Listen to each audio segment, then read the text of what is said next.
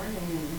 Welcome to the Science of Mind class here at CSLDallas. I'm Dr. Pico, and I'm happy for those of you who are in the room, although lots of people aren't in the room, and you'll notice that I too am masked. We know that there are many people in our community that have contracted various respiratory things going on. So we hope that you're taking care of yourself and staying safe and well. So I'm out of quarantine and am now in the 5 days of being masked, so I don't spread my love around to everybody. And I hope you will be doing the same, especially during the holidays. As you are gathering, please do remember to take very good care of yourself. So we are continuing on in our the end of the chapter, The Way It Works. We're here in the introduction of the science of mind, and we're in the second chapter, The Way It Works, finishing it up. Good only, not good and evil. And as always, one of our favorite metaphors or analogies for the way that the nature of reality and the way co-creation works is, of course, the metaphor of the seed, soil, and plant. And so here it talks about the gardener goes forth to sow the seeds, and that the gardener has learned that as one sows, so shall one reap. And so this is not personal. If something doesn't grow, it's not personal. It's not like the nature decided you didn't deserve to have your plant grow. It's not like the soil decided, oh, I think we should teach you a lesson, so we're not going to let this plant grow. There is simply the power of life seeking to grow. And all things being equal, everything working in accordance with its own nature, whether that's the soil or the sunlight or the amount of rain, whether that's all the minerals and good in the soil that the plants need, all of that working together, the plant grows. If some of that isn't present and isn't present in some, what should we say, in the right amounts, plant doesn't grow so well, or perhaps doesn't grow at all. So the idea here is to remind ourselves that in the nature of reality, if we're talking about the divine impulse of life, we understand that it can only be good. And remember, we talked last week, this good is not a moral good, it's not an ethical good, it is basically the good of life for more life. Life for growth, life for expression, right? We see that at every level of the physical universe. We see this outpicturing, even in the cycles of life and death. Everything that dies feeds that which is regrowing, that which comes next. And so there's this constant cycle of life for more life, regardless of what it looks like to us, the opinions that we have about these things. And so in the science of mind and new thought, we do not believe in a power of evil. This does not mean people can't do evil things. Having grown up on my parents' stories of Nazi Germany, that's my heritage, German is actually my native language. Having had my parents' house occupied by the SSS, I certainly do believe fully, and I'm absolutely willing to say that human beings can do evil things. But I think it's an utter cop-out when we say, well, the devil made me do it. Or there is a power of darkness contending with the power of light that is making these things happen, that has taken us over in some way. No, we're ignorant of the damage that we do. We're ignorant of the fact that taking and harming and hurting does not actually ultimately grow life.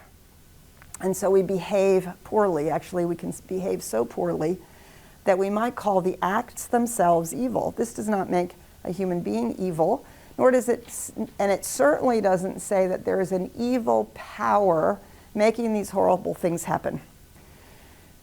It's always a question of our understanding about life, our understanding about how we are to show up, which is based on who we think we are and who we think other people are, and the nature of reality. So in New Thought, in the science of mind, we follow very much a Platonic line of thinking. It's also the same line of thinking that you find in the mystical traditions all over the world, and in so many of the spiritual traditions that run very close to the earth, which is that life is always for life. It's always about more life. And the best place to see this is, in fact, in nature. Every death is in service to life, and life is forever growing and expressing itself. And so we want to align ourselves with this trajectory of life. And in metaphysics, especially in New Thought, the tendency is to use the word good for that. But we have been so inoculated with our religious upbringing and with our Western idea, well, actually it's true in the East as well, that the idea of the good so often has an ethical or moral prescription, and as if it's something we have to live up to, when actually it's something we live from.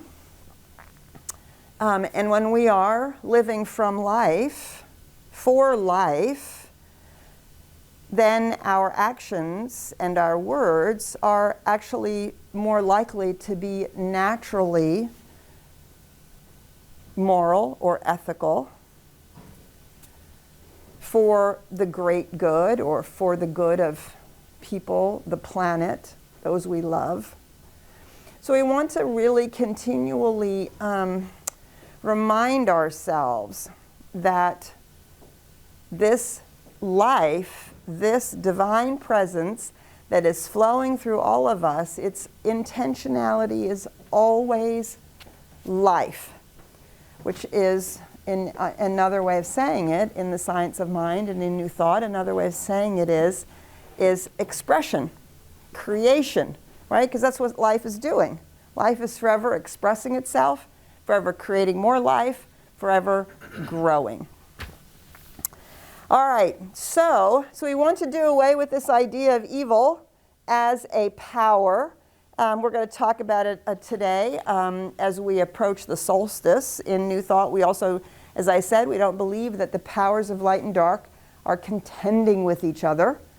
Although, like all good Star Wars and Star Trek fans, I'm a huge fan of the hero's journey, which inevitably pits light and dark against each other, right? And the light has to overcome the darkness, although we recognize, of course, in its deepest expression, as Joseph Campbell has so beautifully said, this hero's journey, part of the hero's journey is when we go into the darkness, what did Luke Skywalker find in the cave?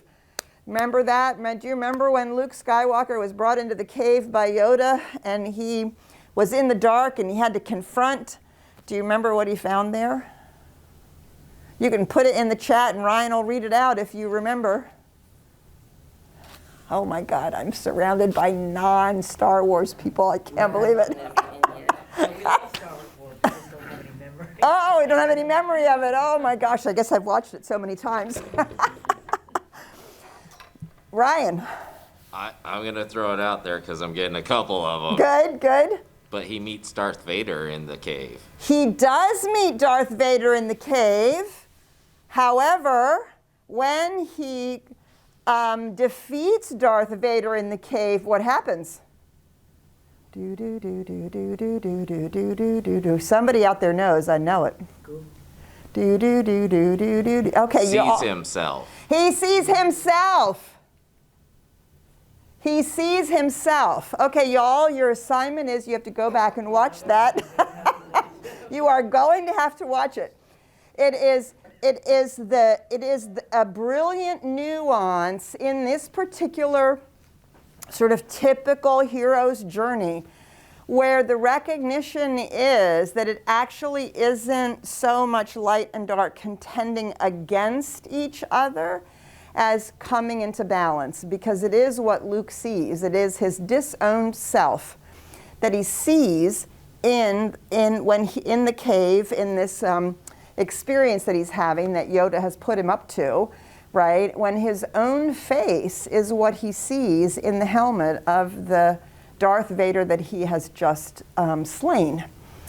And for those of you who are not familiar with Ursula Le Guin, her Earthsea trilogy is one of the most brilliant pieces of science fiction and fantasy writing. And there's, of course, a wizard, and there's dragons, and there's all kinds of fabulous things. And it's sort of a typical light and dark story. And I will not ruin the ending for you. But if you can make it through all 3 books, we are reminded that the light and the dark are actually not different. They're 2 sides of the same coin. And so all of it in service to life evolving, life growing, life becoming more of itself. And so we're not trying to overcome an evil force. What we're trying to do is to wake up and not be ignorant about who we really are and what's really going on, right? And not fall into the illusions of duality that we are surrounded by just in the physical universe, right? Physical universe is its fundamental nature is duality, space and time. The wave particle is a wonderful example of unity and duality, right? And so we take what our senses show us, and then we extrapolate from that, and we project it out on to the one life. But if we really look carefully, we see that life is always for life. So we're coming to the next chapter, what it does. And what it does, what it does, which is the most probably annoying thing, is that what it does, it can only for us, it can only do through us. So our ability to engage in the nature of reality requires us to become conscious of the nature of reality and then to cooperate with it.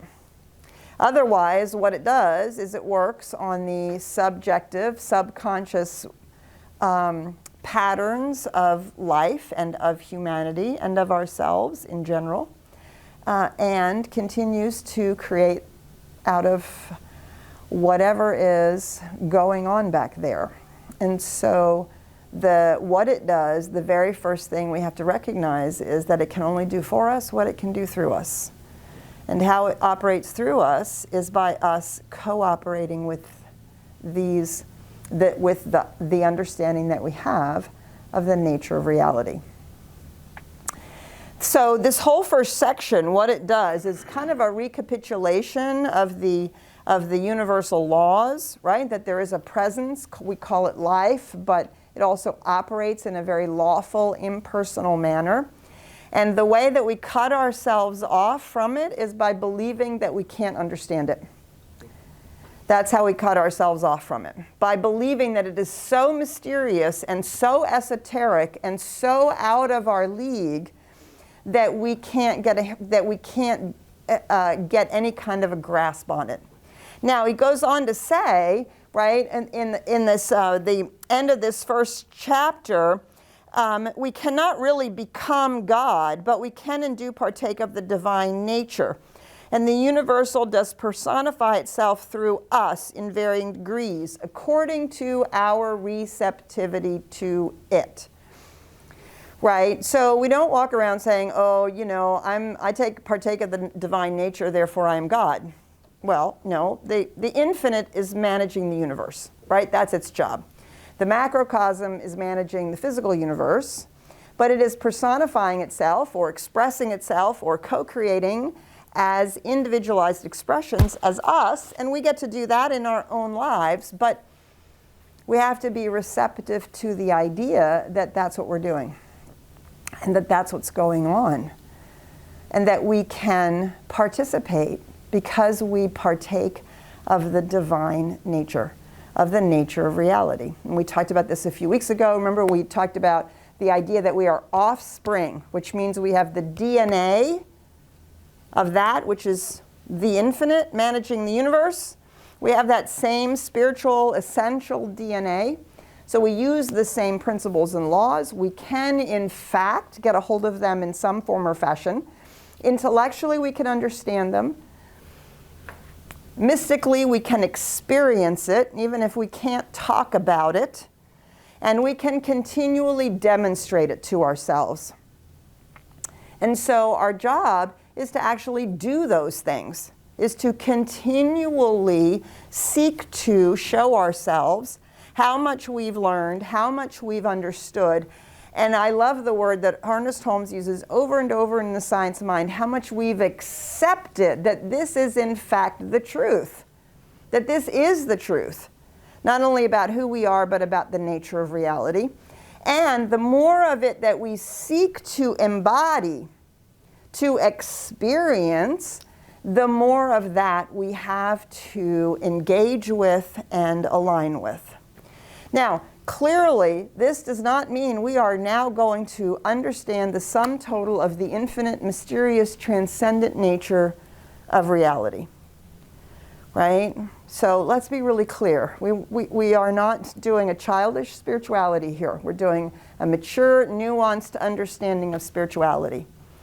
So one of the ways that I like to think about this is, if we're going to use the term God, we can say, while I am not all that God is all that I am. While I am not all that life is all that I am. All that I am is life expressing. Now, I'm not all of life, or I'm not all of spirit, but spirit is all that I am. Spirit is that which moves through me, as me, is expressing, right? And so we're not, this is not just egotistical hubris, it's a recognition that the universe is individualizing itself as us, that we partake of the nature of reality just as we partake of the nature of physical reality. I don't really understand electricity, but I sure know how to turn on a light switch. I'm really grateful that somebody knows how to put all the lights up, right? And the more that I can accept that these things are true, the more I can try to wrap my whole consciousness around it, the more then I can align myself with it, and the more then we can actually consciously engage in the co-creative process, as opposed to simply allowing our lives to run on automatic. That's the whole point, right? That's what it means to be conscious. Stop running on automatic. Start running on what we consciously understand, as much as we can understand, and to continue to stretch that and to prove to ourselves that there is something actually much more going on. All right, so we're going to stop right there. We're going to have an opportunity to say good morning to those of you who are online. We're so happy that that you're with us. We're happy to have all of you in the room. So we're going to turn it over to Ryan and say good morning. Well, good morning to you too, Dr. Petra, and good morning here to everybody in the room. And hello to all the people on Zoom and throughout the entire globe. Shout out to the Czech Republic for staying up with us tonight. See some folks from there tonight. Good morning. Or good morning. Evening. Good evening to you. So thank you all for joining us today, and this is an interactive discussion. And so for the folks here in the room, the way that we do that is we raise our hands like we just don't care and wave them around in the air. See, she's got it. And for those who are online in Zoom with us, you can do the same thing, except I can't see you, but you can also hit the raise your hand icon while you're raising your hand in the air like you just don't care. And for those who are on Facebook Live, go ahead and raise your hands in the air like you don't care, just because we want to envision that going around the world, right? That's right. Please feel free to put your questions and comments inside of the chat, and I can bring those into the room as well. And I always like to mention those comments that come in through the chat is anonymous, so that way we can have a safe container for spiritual growth. Oh, and by the way, the iconic Richard is in the room here helping today. So shout out to the iconic Richard. So thank you very much.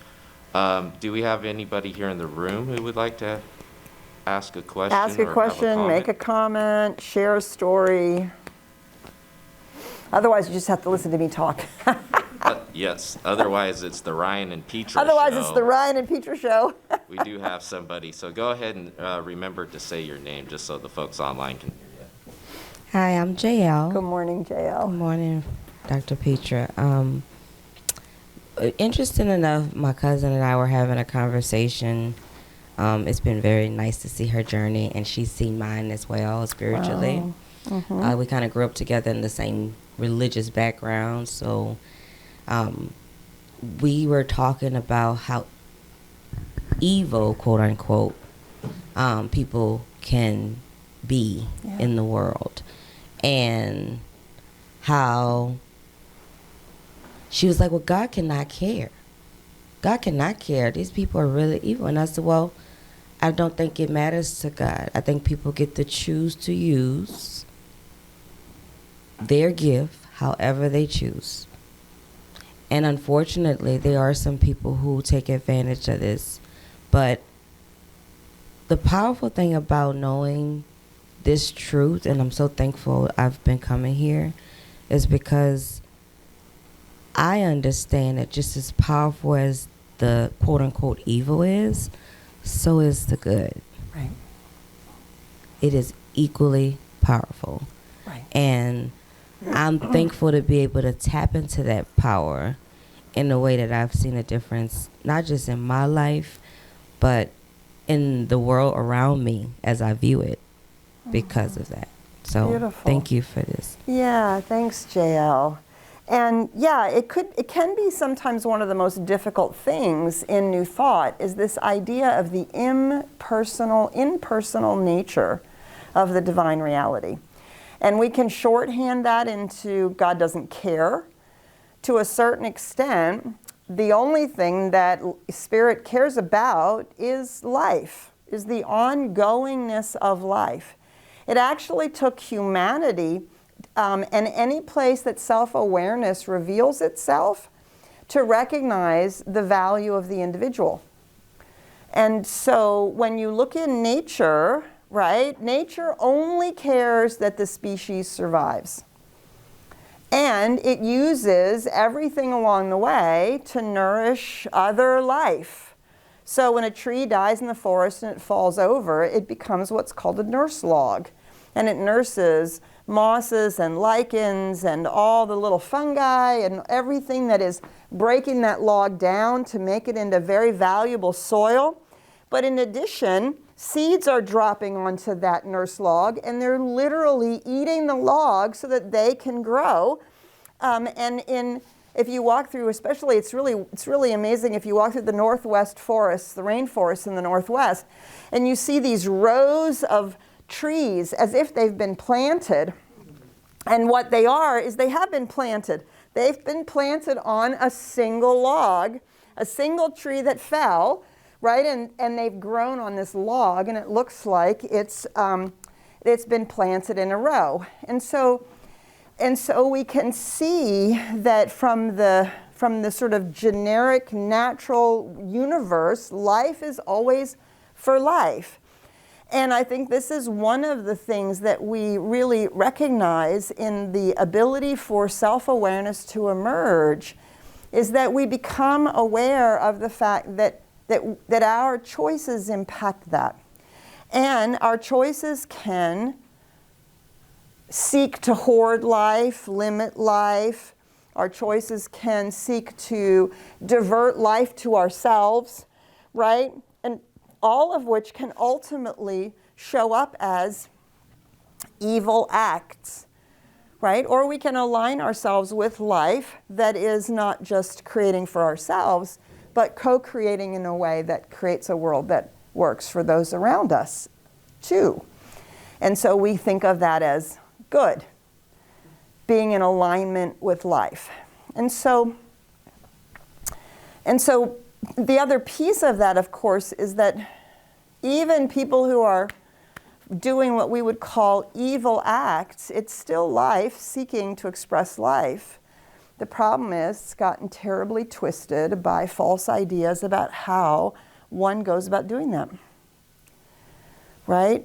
And so if the belief is, I better get mine before you get yours, If I'm afraid of what you're going to do, and I think it's still my desire for life, but now I have to protect myself, or I have to overcome you, or I have to, right, do all those things because I have a false or ignorant or foreshortened understanding and belief about how life works.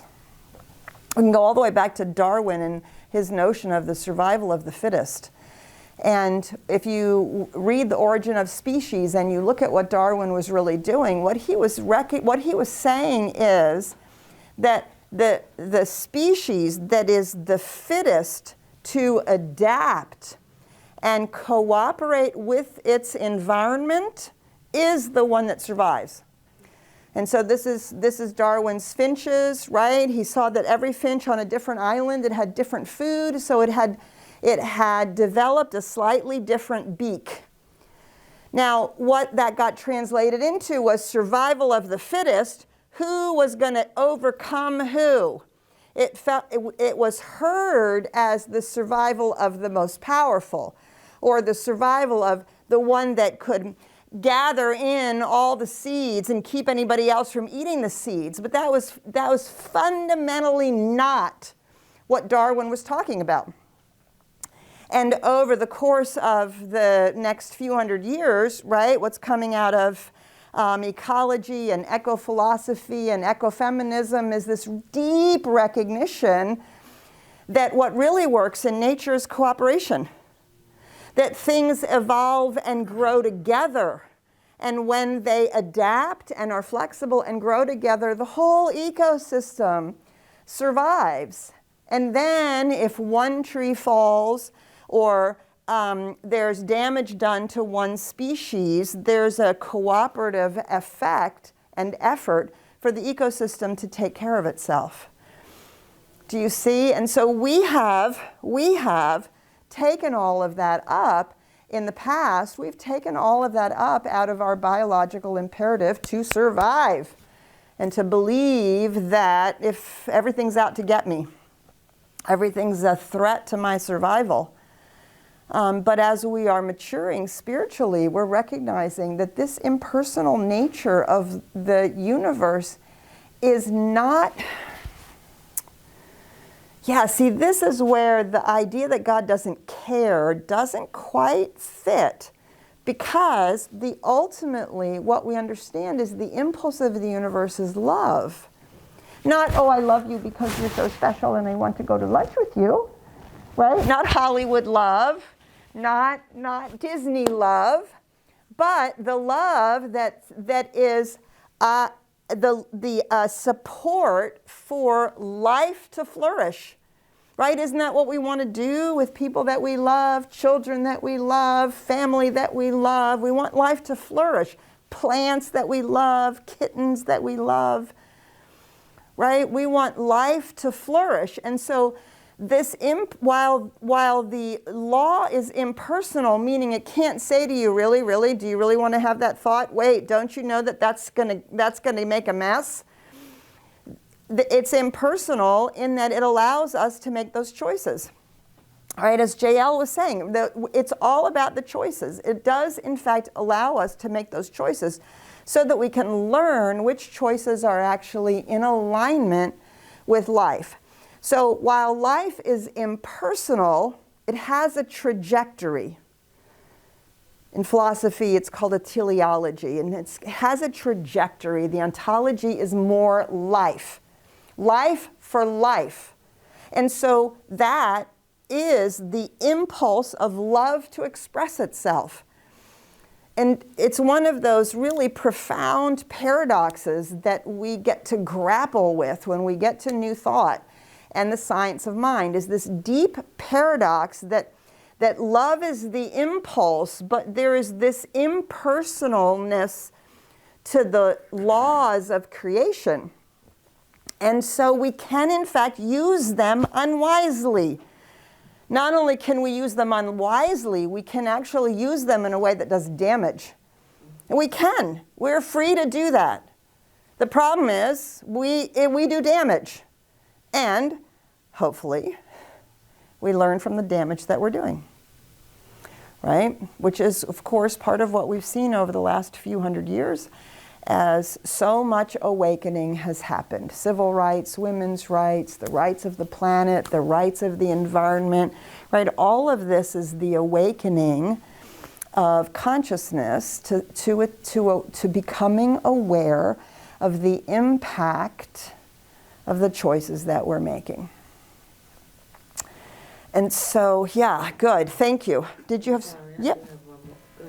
Go ahead. We have somebody out there. Thanks, Ryan. Hey, we need the microphone. Oh. Dale has been so graciously holding this Yes, I have. the entire Oh. time, so Yep. It's going back to this gentleman. Oh, right here we go. And our iconic Richard just made his first debut on the show today, everybody.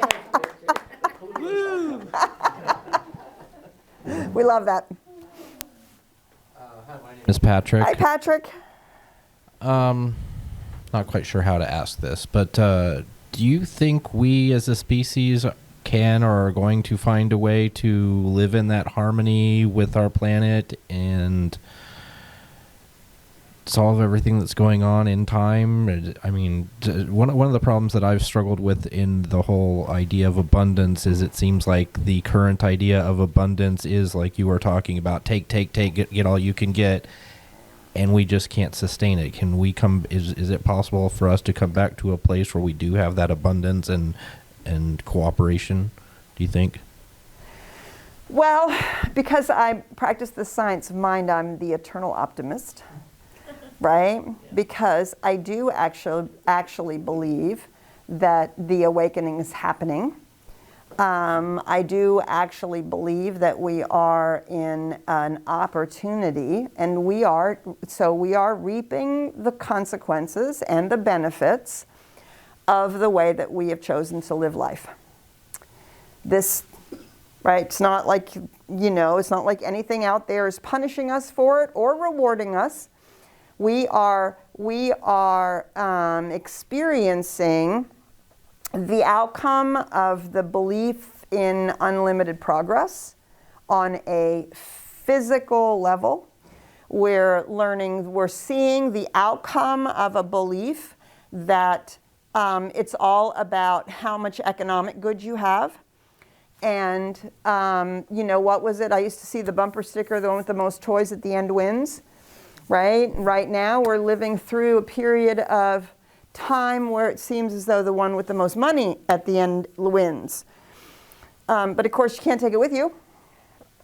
And so this is humanity playing out on the macro scale what we've all played out on our own lives. Right now, I don't know about you, how many, you don't have to raise your hand.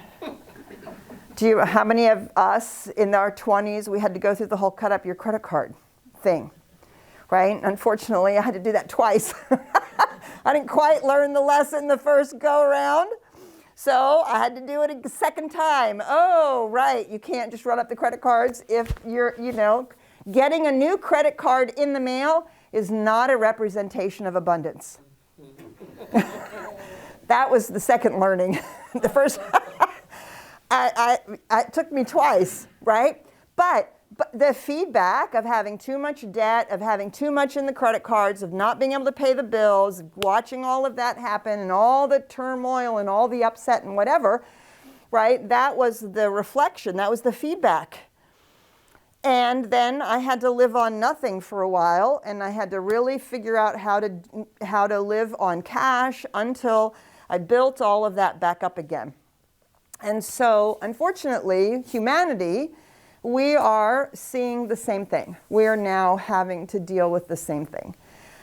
Do I believe it's possible? I do believe it's possible. I actually believe that we are co-creative.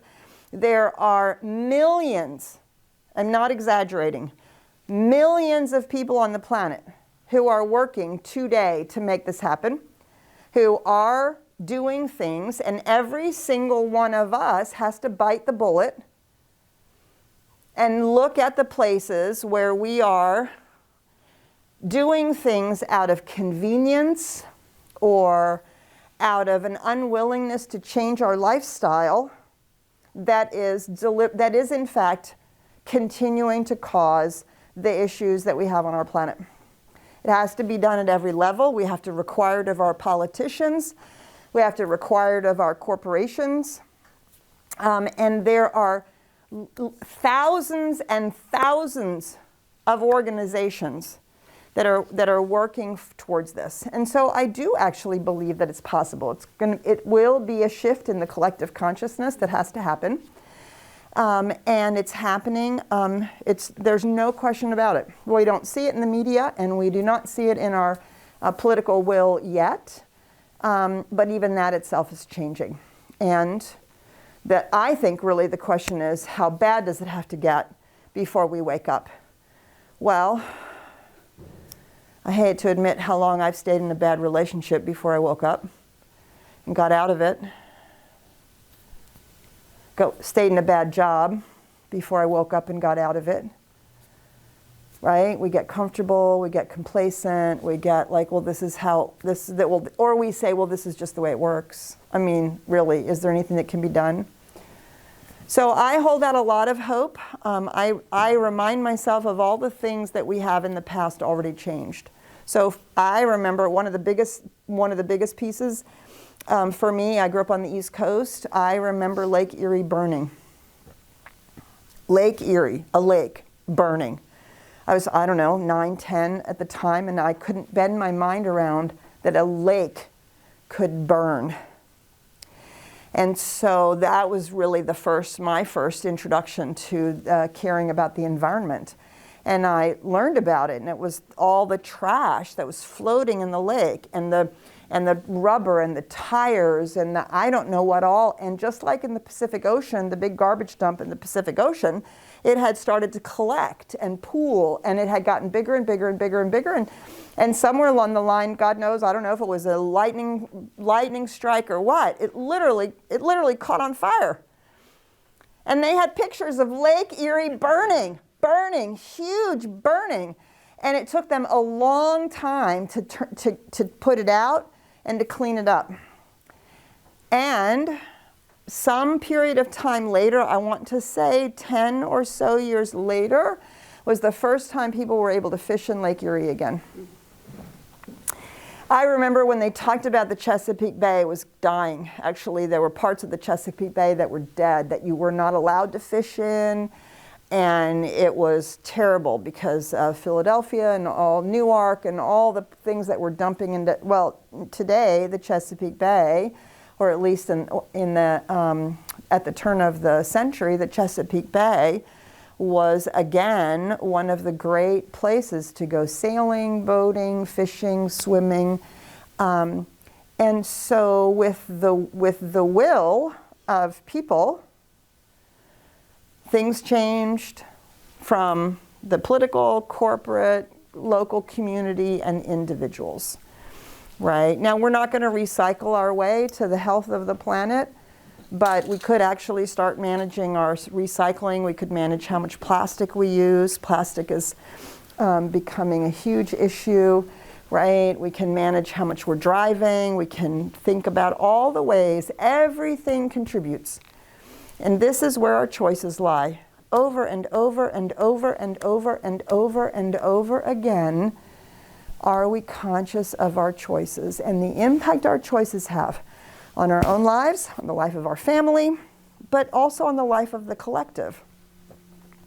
And so, and it's not just individual choices, it is the choices that we make on where we spend our money, who we vote for, what we demand, what we require, so that we can, in fact, have a healthy planet for ourselves, our children, our grandchildren, right? As the Native Americans have said, for the 7th generation. How far do you think?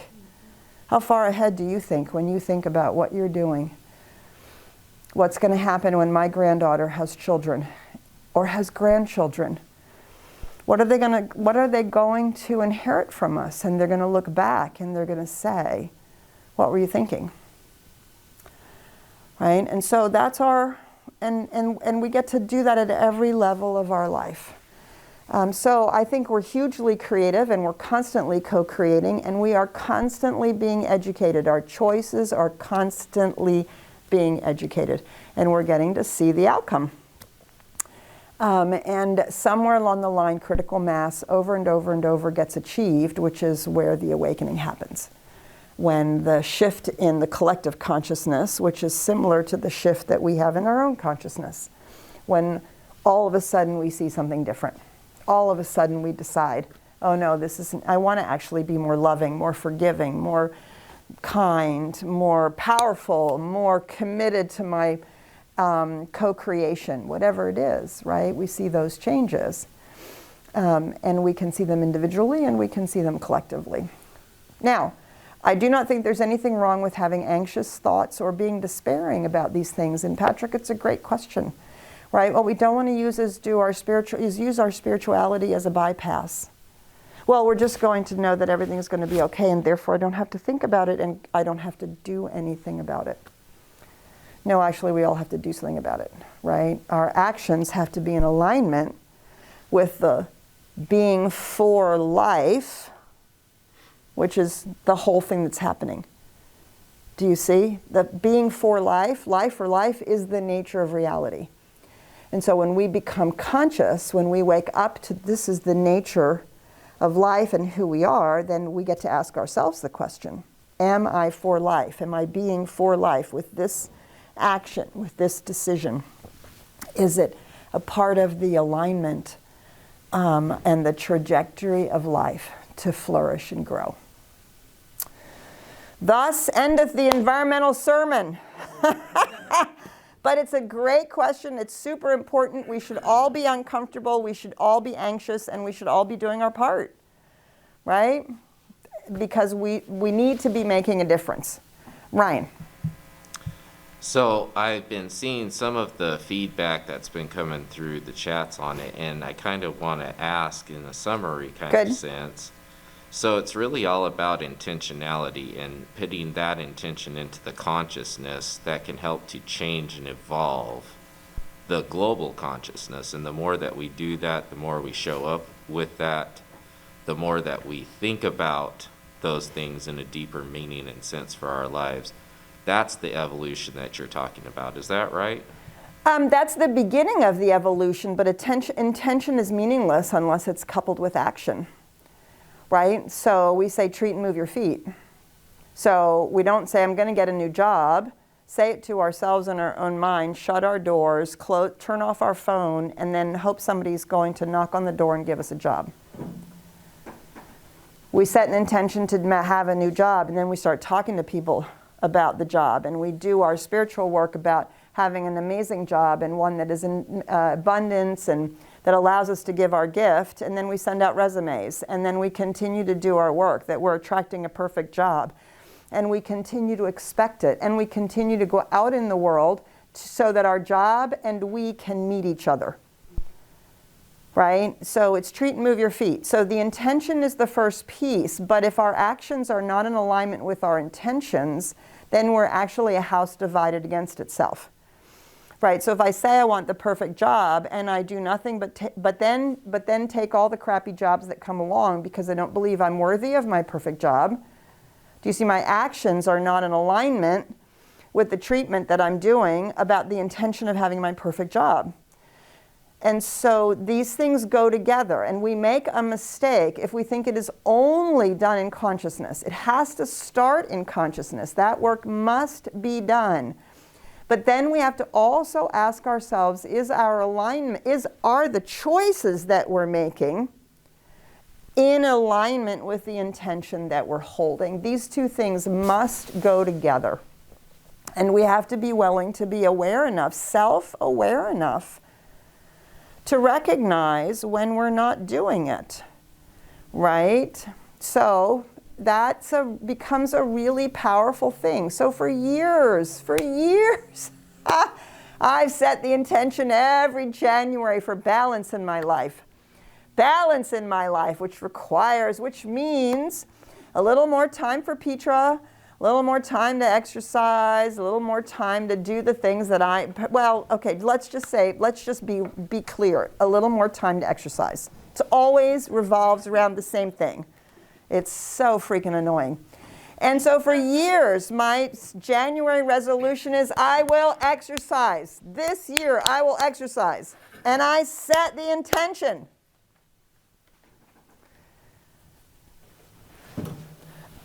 But I never went to the gym.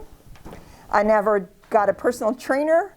I never put myself into a program. I never decided what I was going to do with that intention. I never did anything in alignment with the intention. So what happened the next January? I will exercise, right? So last year I just got sick of it. I got sick of it because I had to really look at be self-aware. I can intend this all I want. But my choices, my actions in the world are not aligned with those choices. So what did I do? I paid a year for a personal online trainer. Ooh, man, do you know paying that money motivated me? Because now I've paid good money for it. Oh my gosh. So I put my money where my intention was. Do you see?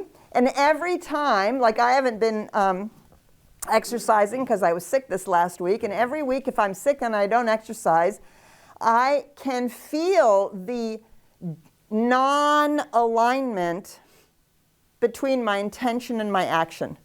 Does that make sense? Not as a, oh, you horrible person, you didn't do it this week, but as a, wow, I'm out of integrity. My intention and my actions are not in alignment. So the intention starts, but the action has to follow. Otherwise, it's wishful thinking, and it's not really enough of the work that really truly makes the changes. Because our choices are not just mental choices. They start as mental choices. We set a new cause in motion, but then our choices have to follow that new cause. We have to hear the nudge, feel the direction, sense the, oh, do that. Oh, call that person. Oh, go there, right? Do you see? And then we have to do that because that's the intention actually working us. So the same thing, if we're holding our intention for a heal planet, right? Feel the nudge, do the actions that is your part, whatever your part is in that process. All right, good. Fabulous. The way it works is it works by working through us, not for us. Causally and then in action. Good. All right. Quick? Pardon me? No. All right, because we really do have to close. Okay, so either after this or next week. Okay, all right, thanks, Carmen. Okay, so Brian gave me the signal 5 minutes ago. He says, all right, love you all. See you next week. Bye for now.